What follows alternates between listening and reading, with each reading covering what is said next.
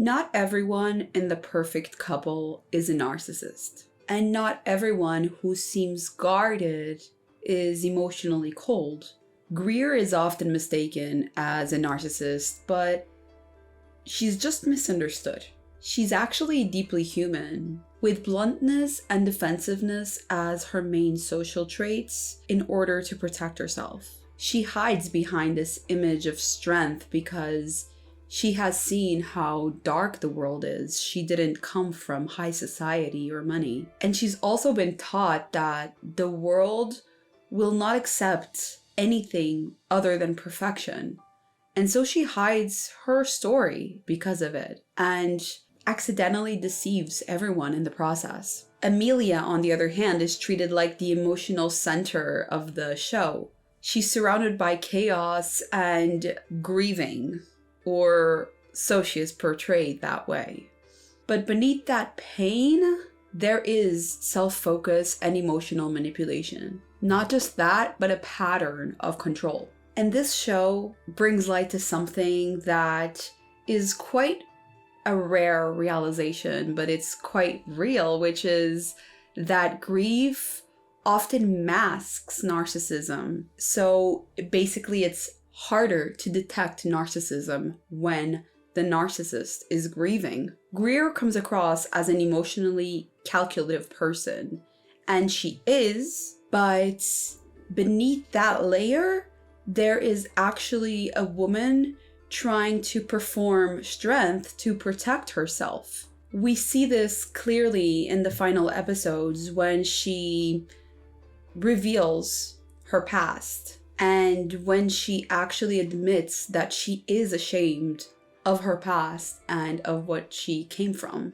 Because her past could easily be misconstrued as her marrying out of money and not of love, it makes it even more powerful that she reveals her story and comes clean to the fact that she married because she was in love, and she didn't tell her story just because she was afraid of the judgment she would face. Deep down, she knew the accusations would come rolling in when people knew that she actually was a prostitute.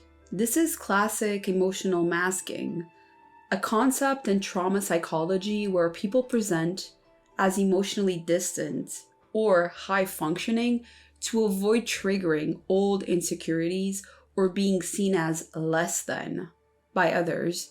For example, in episode 3, when Greer catches Amelia snooping around Tag's office, she makes a sharp remark saying, "Thirsty? Don't you have a carafe by your bed?" And this cutting tone is just self-protection, basically a performance of control in a space where she feels threatened. Although it could be interpreted as cruelty, it's not.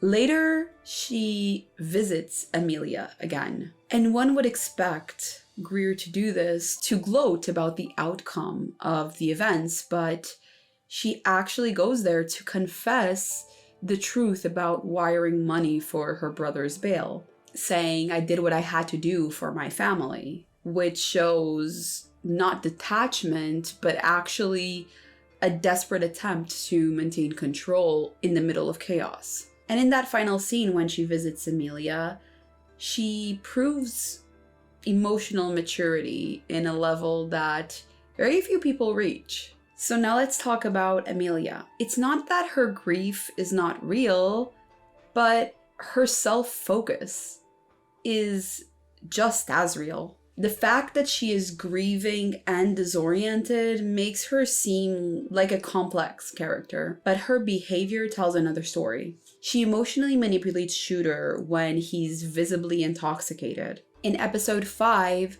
she kisses and sleeps with Benji after he has clearly been drinking heavily, and then distances herself from him without giving him clarity or even regard for his vulnerability. She flits between two men with absolutely no accountability of what she's doing. It's completely self-serving. Throughout the series, Amelia shifts between Shooter and Benji with emotional ambiguity asking Shooter if he still thinks about her, but then sleeping with Benji while denying both men clarity. She expects other people to adapt to her moods and her moral rules, if she even has any. And then she turns her friend Merritt's pain into her betrayal. She makes it about her again and reacts like her friend is betraying her without showing a single ounce of empathy for what Merritt is going through.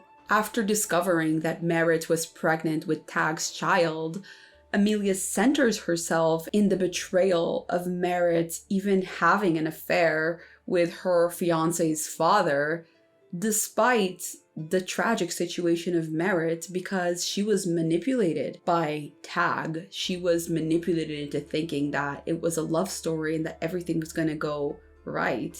The worst of all is that Amelia uses this information of the betrayal to accuse the entire family of her fiancé instead of supporting her friend. She offers no reflection at all. This is narcissism in disguise. She acts like she's traumatized, but she's really just being self-centered. In psychology, this is often linked to covert narcissistic traits, including victimhood narratives, emotional entitlement, and boundary violations. And perhaps the most concerning part of the whole story is that she is barely questioned because people give her excuses by saying, oh, she's mourning because Merritt, her friend, died. And sure, everybody mourns differently. This is something that I am always very defensive about, but there are way too many things that Amelia does that are self-centered besides the way that she's mourning.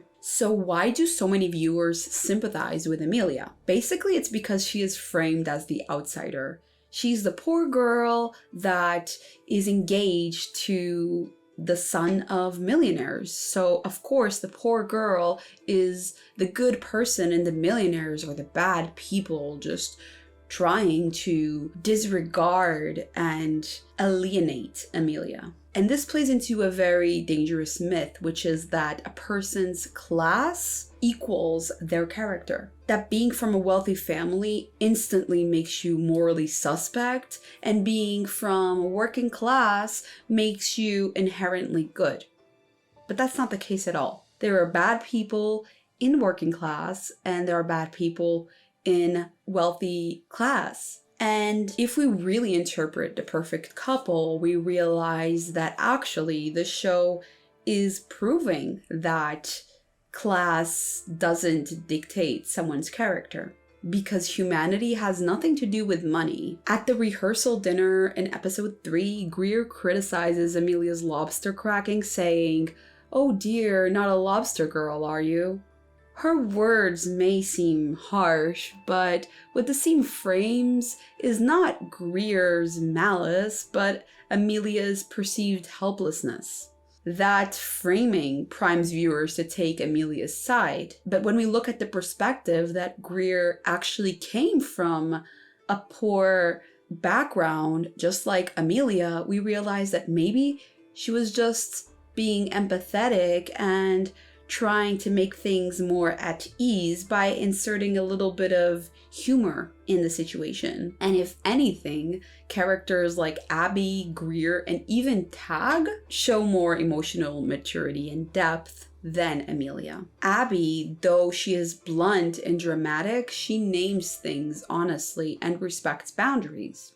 Greer, despite being very sharp in her tone, she shows up even when it costs her. Merritt, grieving alone, still protects Amelia even after being completely pushed away. Tag tries to be emotionally supportive despite being excluded from everything because he cheated on Greer with Merritt. And Sam, the son, is the only one asking real questions, trying to hold people accountable. Shooter, although of course flawed and hiding the fact that actually he's really healthy from Amelia, is used and discarded emotionally without any care. Isabel shows compassion and strength despite being treated like the help. Thomas Winbury, even in just a few scenes, reveals emotional honesty and sadness over the family's unraveling. These are just a few people around Emilia that show a mature response to pressure, while Emilia just expects the room to adjust to her presence because somehow people should feel bad because she comes from poverty and others don't. So the moral of the story that people miss is that just because someone is grieving doesn't instantly make the person a good person. It also doesn't mean that they are selfless or emotionally safe. Narcissists are not always psychopaths, so yes, they do feel emotions and can still show emotional moments. But those moments are often not about connection. The objective of it is often to just center themselves in their own pain and control the narrative in other ways. And then using their grief to justify harmful behavior as acting out because of grief. In trauma-informed psychology, this is called strategic vulnerability, where someone uses sadness to avoid accountability, not to seek connection with other people and be introspective or attempt self-growth. This plays out very clearly in episode 5, where Emilia cries at the hospital but simultaneously weaponizes her grief to accuse the Winbury family of hiding Merritt's murder without concrete evidence. Her grief and pain may be real, but they are also a tool to escalate situations rather than resolve them. So yes, Emilia might be grieving, but she's also emotionally manipulating, and these two are not mutually exclusive. So The Perfect Couple is actually a show that dismantles that binary way of looking at stories and at people with the usual good versus bad. It also shows how uncomfortable complexity is to look at, because it is easier to just put things in boxes, good versus evil, and not realize that things are a lot more nuanced than that.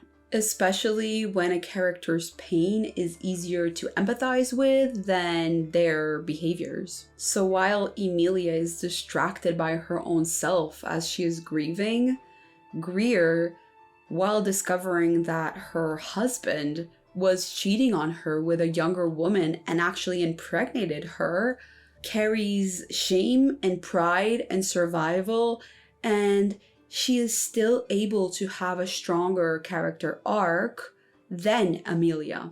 And I think the greatest lesson here is that narcissism doesn't always have a flashlight pointing to it. Sometimes it's really quiet and it mourns, and it makes us feel guilty for not comforting it more and wrapping it with a blanket. So I hope you enjoyed this video, and let me know in the comments, have you ever trusted someone who seemed fragile at first, only to realize later that they were never looking out for you and you were always the one looking out for them? I will see you on the next one. Thank you for watching. Bye.